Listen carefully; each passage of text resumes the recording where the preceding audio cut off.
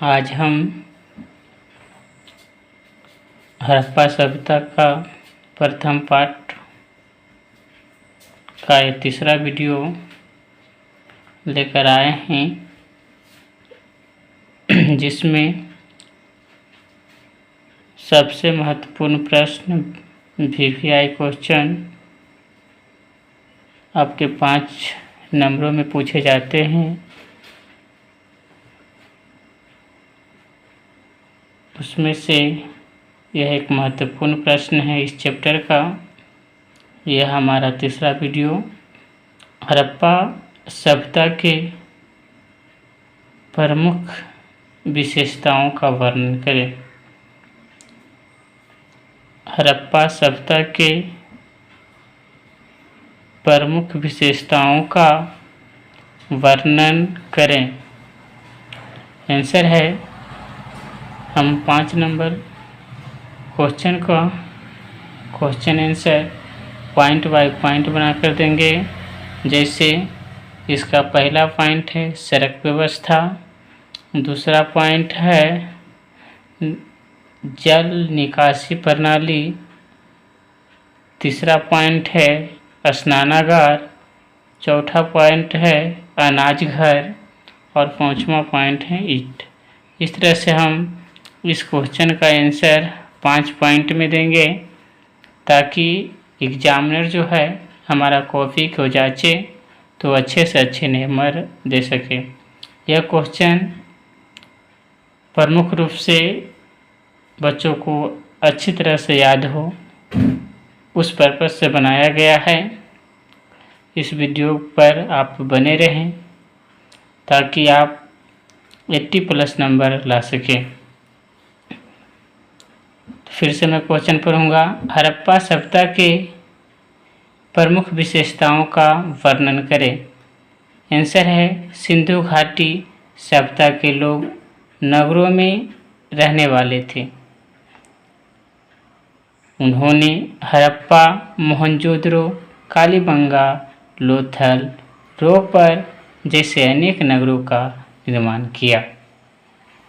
हड़प्पा सभ्यता के नगर निर्माण प्रणाली की प्रमुख विशेषताएं निम्नलिखित हैं। हम लिखेंगे कि हड़प्पा सभ्यता की जो नगर निगम निर्माण प्रणाली की प्रमुख विशेषताएं निम्नलिखित है, जिसमें पहला देंगे सड़क व्यवस्था। सड़क व्यवस्था याद रखिएगा, देखिएगा मोहनजोदड़ो की एक प्रमुख विशेषता थी।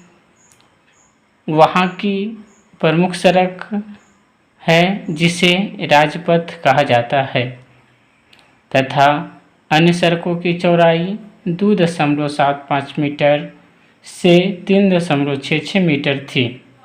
नगर नियोजन होने के कारण यह एक दूसरे पर समकोण पर काटती है। ये जो क्वेश्चन है 1 नंबर में पूछते हैं कि हड़प्पा सभ्यता का जो सड़क है किस प्रकार है, तो किस पे काटती है, समकोण पर काटती है।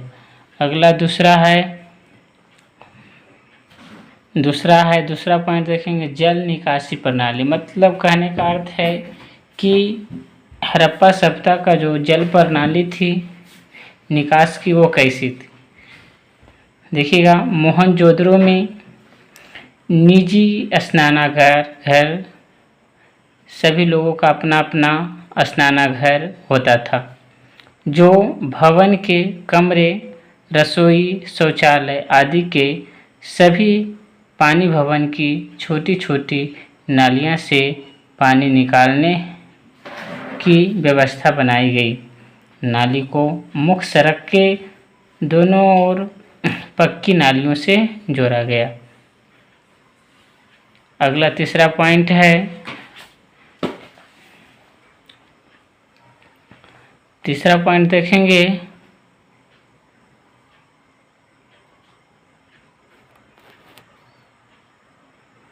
तीसरा पॉइंट है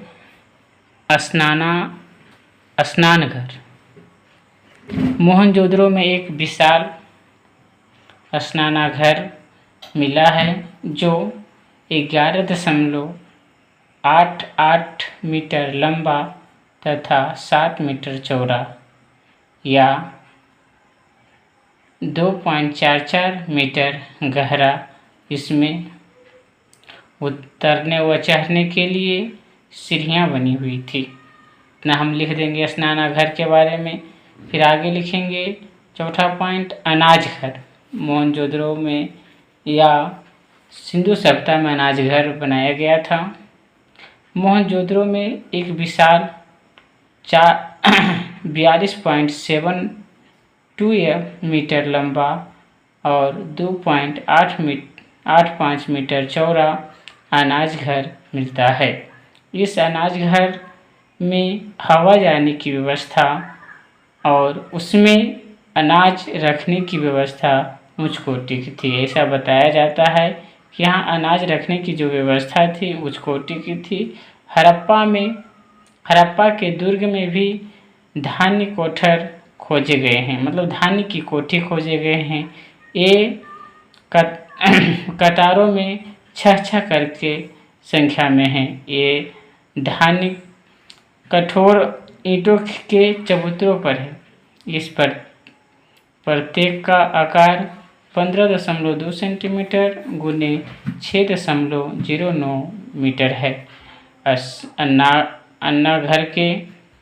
अन्य घर के में हवा जाने का व्यवस्था थी। अब हम इस तरह से अगला पॉइंट बढ़ेंगे। चौथा पॉइंट है ईंट। कह रहा है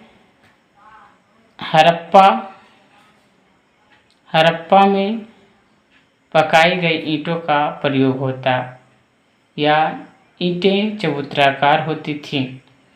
करा हड़प्पा सभ्यता में ईंटें जो होती थी पकी होती थी एवं चबूतराकार होती थी।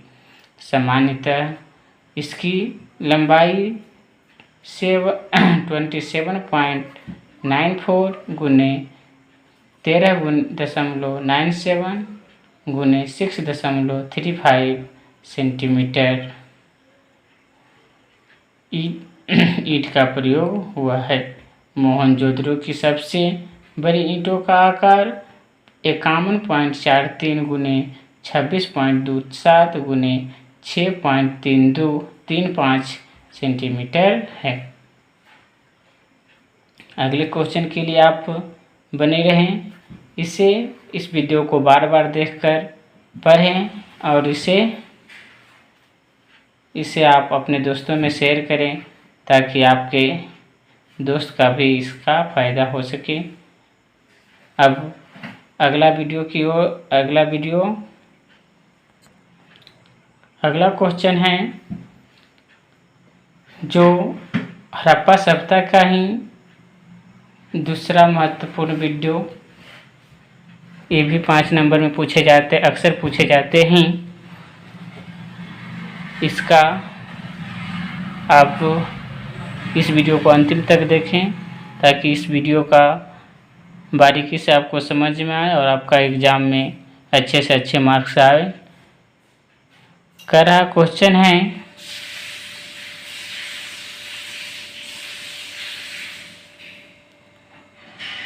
सिंधु घाटी सभ्यता की नगर योजना का वर्णन करें। सिंधु घाटी सभ्यता की नगर योजना का वर्णन करें। आंसर देखेंगे नगर निर्माण योजना। सिंधु घाटी की सभ्यता की प्रमुख विशेषता यह है कि यह सभ्यता एक नगरीय सभ्यता थी। सिंधु घाटी सभ्यता जो थी एक नगर की तरह सभ्यता थी। प्रस्तः धातु युगीन इस सभ्यता के अंदर कई शहरों के भग्नावशेष पाए गए हैं, जैसे हड़प्पा और मोहनजोदड़ो, चोहुंद्रो, लोथल, कालीबंगा, बनावली इत्यादि। भग्नावशेषों को देखने से पता चलता है कि इस काल में नगरों का निर्माण एक निश्चित योजना के आधार पर किया गया था, जिससे सुंदरता के साथ साथ उपयोगिता के महत्व को भी सुंदरता के साथ साथ यहाँ से देखेंगे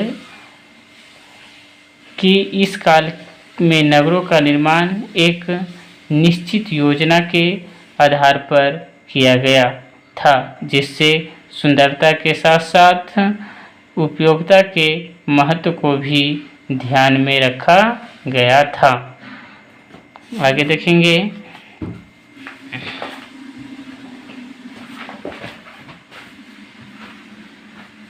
यह क्वेश्चन सिर्फ आपके लिए ही हम प्रयास कर रहे हैं। आप इस वीडियो को अंतिम तक देखें और इस वीडियो को सब्सक्राइब ज़रूर करें तथा बेल आइकन की घंटी को ज़रूर दबा दें, ताकि आपके पास अगली वीडियो का नोटिफिकेशन हमेशा पहुंचता रहे। अगला है दुर्ग, टीला और रक्षा। प्राचीर नगर के दो मुख्य भाग होते थे। एक तरफ तो मुख्य शहर होता था और दूसरी तरफ दुर्ग बनते थे, जिसके भीतर नगर के महत्वपूर्ण भवनों का निर्माण होता था। मोहनजोदड़ो के दुर्ग 50 फुट ऊंचे एक कृत्रिम ढीले हैं, जिसकी सुंदरता के लिए पक्की ईंटों से रक्षा प्राचीर का निर्माण किया गया था।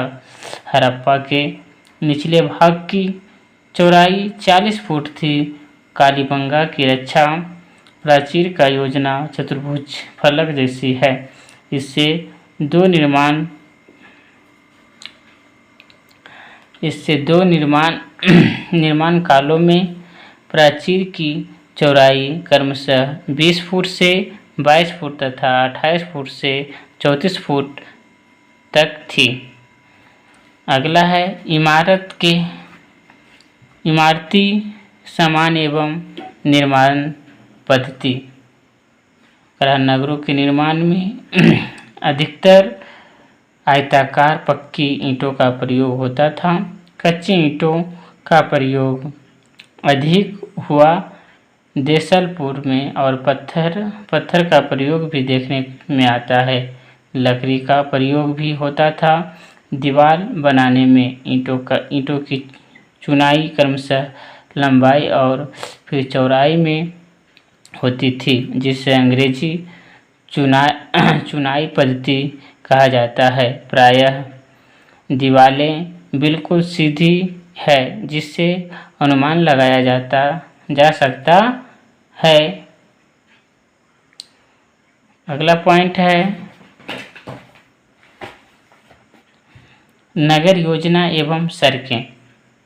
हड़प्पा कालीन नगरों का योजना शतरंज फलक सदृश था।